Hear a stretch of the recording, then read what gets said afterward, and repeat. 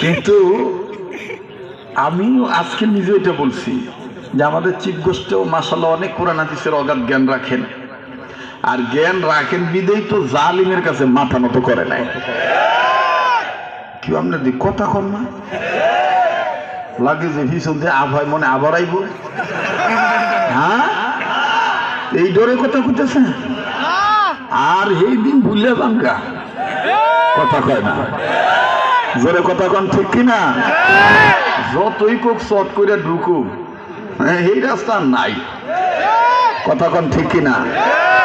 ওনার নিজেরই যে তৈরি করে গেছে আয়না ঘর, উনি আসলে ইনশাল্লাহ ওনারা আমরা সবাই মিলে রেডি আছি। ময়না আইব, ময়নায় আইব, আয়না ঘরে ঢুকবো, গহনা পরা থুয়ে দেবো, কথা কয় আইব ময়না রইছে আয়না পরানো কি? আরে